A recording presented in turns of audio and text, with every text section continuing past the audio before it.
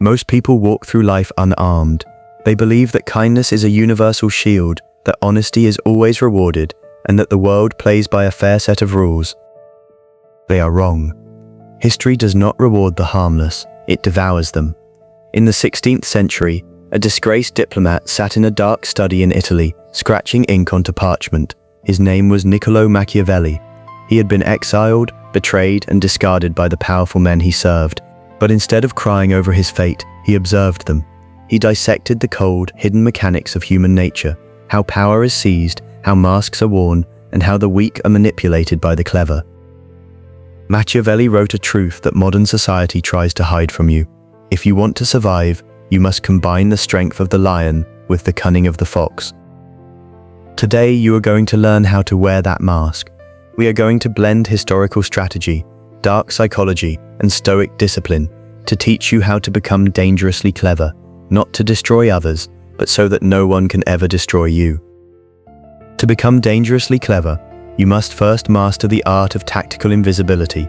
In dark psychology, this is known as strategic opacity.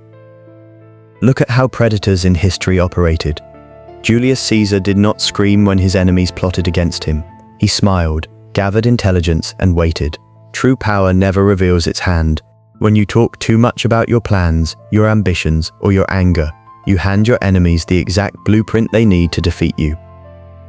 The rule of controlled silence. Average people fill the silence with noise because they are uncomfortable. Clever people use silence as a weapon.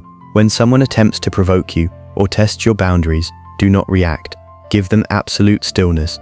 In psychology, a lack of reaction creates a vacuum of uncertainty. Your silence forces them to overthink, to panic, and to reveal their true intentions. The Machiavellian mirror. People are naturally selfish. They do not care about your story. They care about their reflection in you. History's greatest strategists understood that to influence someone, you must temporarily become what they value. This isn't about losing your identity. It is about wearing a psychological mirror. You reflect their energy, their pace, and their desires back to them, keeping absolute control of the interaction while they remain blissfully unaware. Let's turn back the pages of history. Consider the court of the Borgias during the Italian Renaissance. It was a snake pit of poison, betrayal, and political assassination. Those who survived did not do so because they were physically strongest. They survived because they mastered emotional detachment. Cesare Borgia understood a profound dark psychological principle. Emotions are vulnerabilities. If a man can make you angry, he masters you.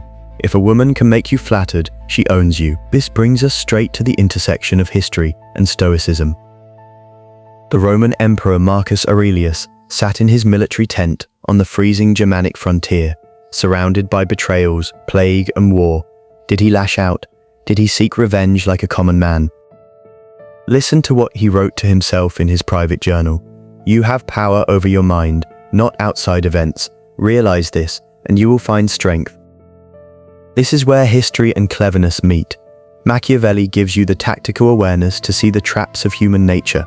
Marcus Aurelius gives you the emotional armor so those traps never trigger. A dangerously clever person is completely unshakable. You cannot manipulate someone who does not care about validation, and you cannot break someone who has already accepted the worst-case scenario. As you navigate deeper into the complexities of human interaction, you must recognize that most conflicts are psychological battlegrounds disguised as normal conversations.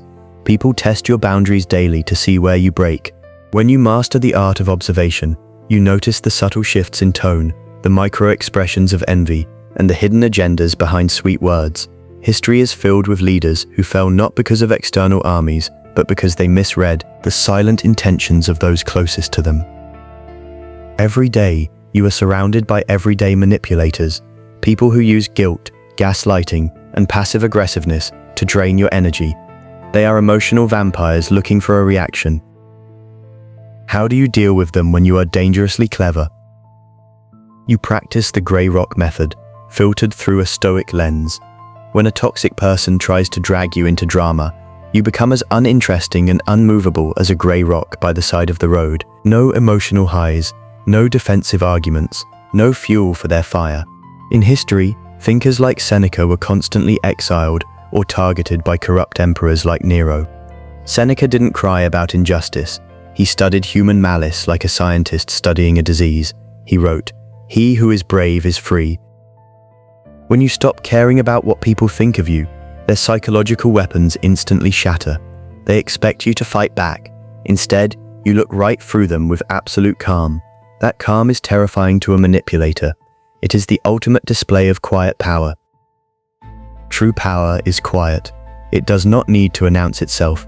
While the weak scream for attention and validation, the dangerously clever observe from the shadows, measuring every move like a grandmaster playing a long game of chess. Epictetus, a philosopher who spent years of his life as a slave, understood this better than anyone. He realized that true freedom begins the moment you stop letting external circumstances dictate your internal peace. So, what does it mean to become dangerously clever? It does not mean becoming a villain. It means waking up from the sleepwalk of innocence. It means looking at human behavior objectively, without illusions. It means recognizing that not everyone wishes you well, and that your boundaries are your sacred territory. It means combining the tactical foresight of Machiavelli with the unbreakable internal fortress of Marcus Aurelius. When you reach this level of mastery, flattery no longer blinds you. You see behind the compliments to find the hidden agenda. Insults no longer wound you. You realize that someone else's opinion is just a reflection of their own internal chaos. Uncertainty no longer paralyzes you. You treat every obstacle not as a tragedy, but as raw material for your growth. You become the fox in the winter forest, quiet, observant, impossible to trap, and always moving with absolute purpose. Remember this: the world belongs to those who observe more than they speak, and feel deeply while reacting minimally. Do not be the sheep waiting for the wolf. Do not be the mindless wolf destroying everything in sight. Be the master of your own mind. If this resonated with you, protect your peace, hit subscribe, and stay dangerous.